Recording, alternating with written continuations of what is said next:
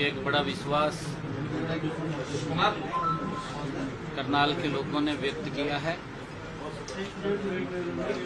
और करनाल के लोगों ने इस बात के ऊपर भी मोहर लगाई है कि अक्टूबर में जो विधानसभा के चुनाव होने वाले हैं, भारतीय जनता पार्टी आदरणीय नरेंद्र मोदी जी के नेतृत्व में तीसरी बार हरियाणा के अंदर भी बहुत बड़े मैंडेट के साथ परचम लहराएगी और आदरणीय प्रधानमंत्री जी के नेतृत्व में पिछले 9.5 वर्षों में जो प्रदेश एक नई गति से आगे बढ़ा है, सबका साथ सबका विकास लेकर के आगे बढ़ा है। जिस हरियाणा के अंदर पिछले 9.5 वर्षों में क्षेत्रवाद का स्थान नहीं है, जिस हरियाणा के अंदर पिछले 9.5 वर्षों में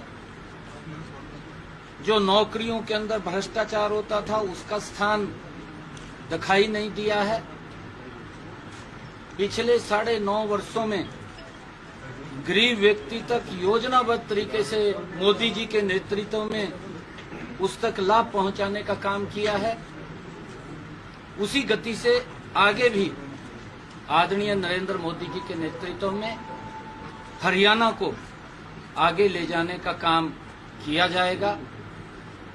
गरीब व्यक्ति तक वो सब सुविधाएं योजनाबद्ध तरीके से जो आदरणीय प्रधानमंत्री जी ने, चाहे प्रधानमंत्री आवास योजना है, क्योंकि पिछला जो बजट था आदरणीय प्रधानमंत्री जी ने आवास योजना का बजट को 3 गुना ज्यादा बढ़ाने का कार्य किया था और उस बजट के तहत हमारे हरियाणा प्रदेश के अंदर भी एक भी सर ऐसा न रहे जिसके सर के ऊपर छत ना हो। ये जिम्मेवारी हमारी डबल इंजन सरकार की है। एक योजनाबद्ध तरीके से गरीब व्यक्ति तक वो लाभ पहुंचे, उसकी व्यवस्था हमारी सरकार करेगी। और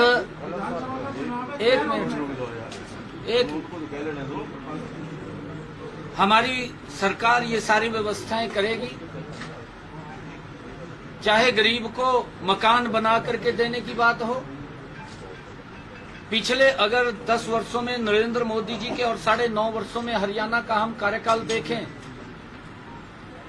प्रधानमंत्री आवास योजना शहरी, हमने जितनी एप्लीकेशनें हमारे पास आई थी उन सब को मकान बना करके चाबियां सौंपने का काम ये डबल इंजन की सरकार ने किया है। आदरणीय नरेंद्र मोदी जी की और हरियाणा के अंदर मनोहर लाल जी मुख्यमंत्री थे, उनके नेतृत्व के अंदर हुआ है। प्रधानमंत्री आवास योजना ग्रामीण, एक भी ऐसा सर नहीं रहेगा आने वाले समय के अंदर नरेंद्र मोदी जी के नेतृत्व में हर व्यक्ति को मकान बना करके देने का जिम्मा ये हमारी सरकार का है, डबल इंजन सरकार का है। इसको हम गति से आगे काम को बढ़ाने वाले हैं।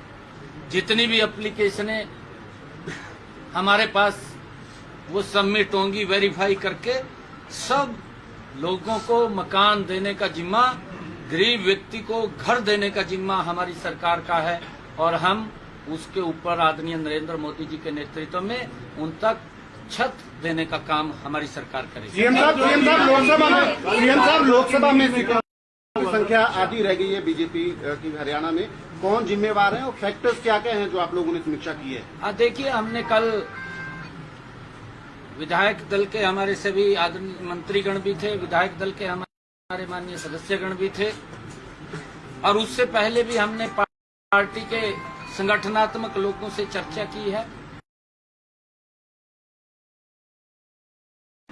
अलग अलग समयों के ऊपर हमने बैठ करके उसकी समीक्षा की थी, परंतु चुनाव के बाद हमारे सभी विधायक और मंत्रीगण कल बैठक में थे।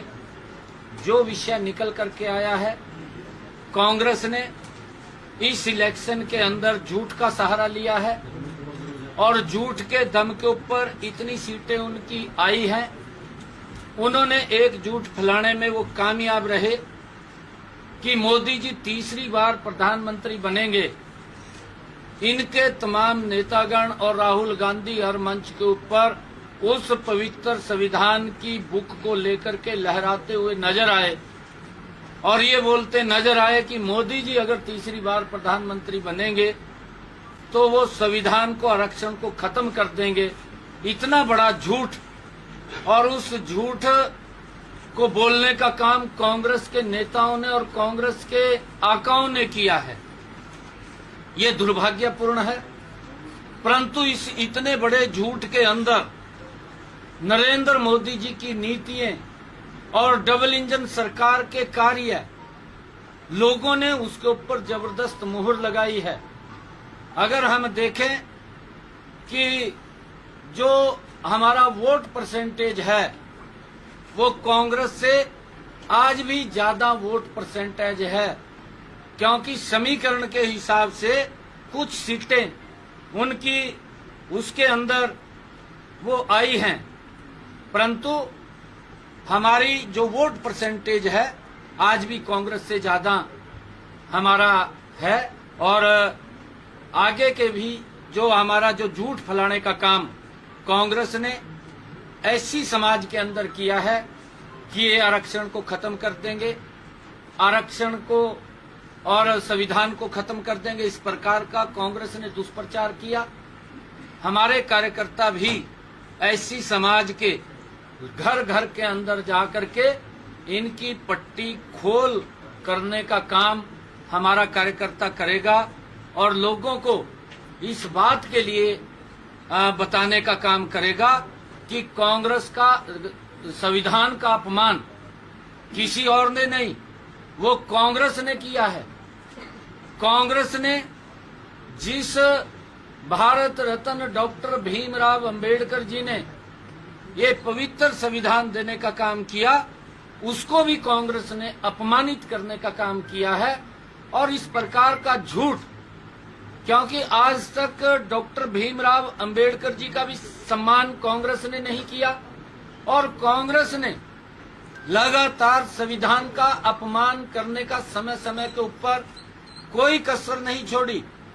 कांग्रेस ने जो हमारे संवैधानिक पद हैं, चाहे वो महामहिम राष्ट्रपति महोदय का है, चाहे वो महामहिम उपराष्ट्रपति महोदय का है, चाहे हमारी वो पवित्र संसद है, चाहे लोकतंत्र है, चाहे हमारे देश की संवैधानिक पीठ हमारे प्रधानमंत्री महोदय हैं, ऐसी जो हमारी संवैधानिक पीठें हैं, चाहे हमारा कोर्ट है, उसका भी कांग्रेस ने समय समय के ऊपर अपमान करने का काम किया है।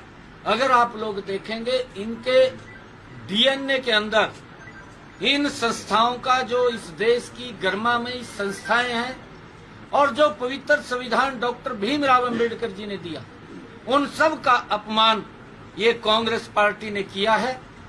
नरेंद्र मोदी जी ने, हमारी सरकार ने डॉक्टर भीमराव अंबेडकर जी के जो 5 स्थान थे उनको पंच तीर्थ के रूप में विकसित करके डॉक्टर भीमराव अंबेडकर जी को सम्मान देने का काम हमारी सरकार ने किया। और उसके साथ साथ पिछले 10 वर्षों में लगातार देश को संविधान के अनुरूप चलाने का काम ये हमारी सरकार ने, नरेंद्र मोदी की सरकार ने किया है। आगे भी संविधान के अनुसार ही देश चलेगा, परंतु अगर ये इस प्रकार का दुष्प्रचार इन्होंने किया है, इस दुष्प्रचार का जवाब हमारा कार्यकर्ता एक एक घर के अंदर जाकर के, हमारे ऐसी समाज के लोगों के बीच में जाकर के उनको बताने का काम करेगा। जितना काम पिछले 10 वर्षों में मोदी जी ने गरीबों को मजबूत करने के लिए लगाया है, कांग्रेस ने 60 वर्षों में उनकी मजबूती के लिए इतना कार्य नहीं किया जितना कार्य 10 वर्षों में नरेंद्र मोदी जी ने किया है। आगे भी ये कार्य गरीबों के हित में, वो खुशहाल हो, वो मजबूत हो, उसके लिए हमारी सरकार निरंतर उनकी मजबूती के लिए प्रयास करती रहेगी। हरियाणा में 5 सीटें कट गई सर, केंद्र में 60 से ज्यादा आप ये मानते हैं कि कांग्रेस के झूठ की वजह से ये घट गई? बिल्कुल, मैंने कहा है ना, मैंने ये बात कही है कि कांग्रेस ने कहीं पर एक झूठ नहीं बोला। कांग्रेस ने एक झूठ नहीं बोला, झूठ के ऊपर झूठ बोला है। कांग्रेस ने यह भी झूठ बोला है कि संविधान को खत्म कर देंगे। कांग्रेस ने यह भी झूठ बोला है एक झटके में गरीबी को समाप्त कर देंगे। प्रलोभन भी दिए हैं, आरक्षण को खत्म कर देंगे। ये इस प्रकार की भाषा कांग्रेस ने झूठ बोली है। परंतु 60 वर्षों के कार्यकाल में मैं ये बात बड़े फख्र के साथ कह रहा हूं, मैं 10 वर्षों के मोदी जी के कार्यकाल के जो गरीबों के हित में मजबूत कदम उठाए गए हैं, मैं किसी भी मंच के ऊपर आकर के मजबूती से मैं बता सकता हूं कि हमने ये काम गरीबों के हित में किए हैं। कांग्रेस ने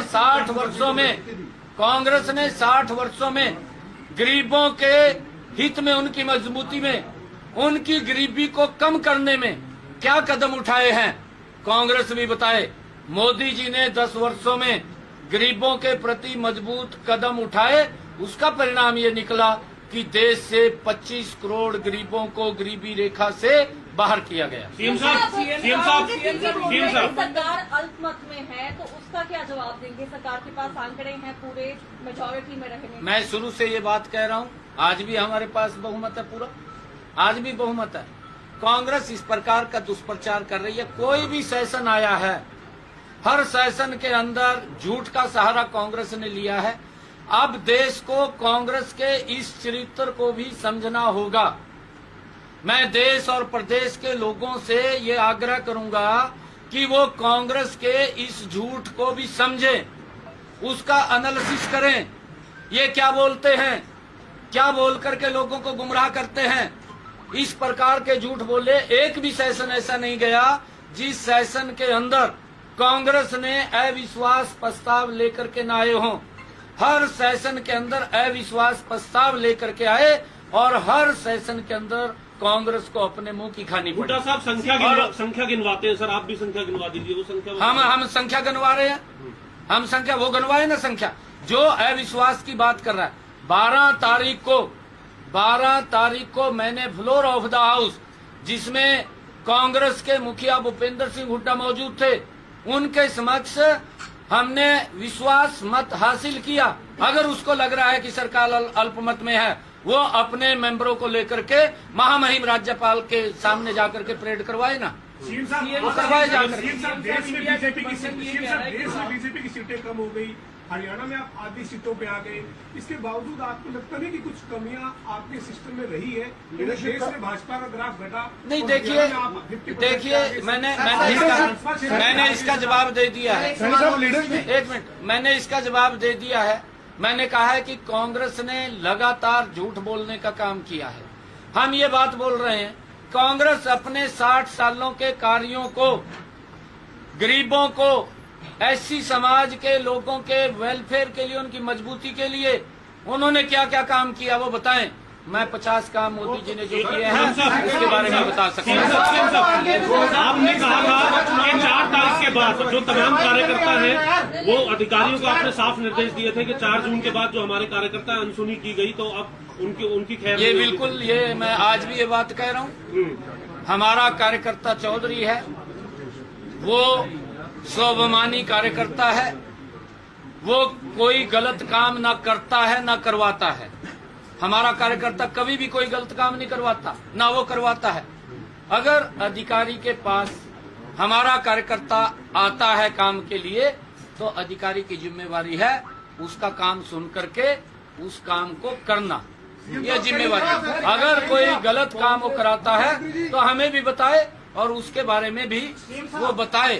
हमारा कोई कार्यकर्ता ऐसा नहीं है कि वो गलत काम कराए। कांग्रेस जीत के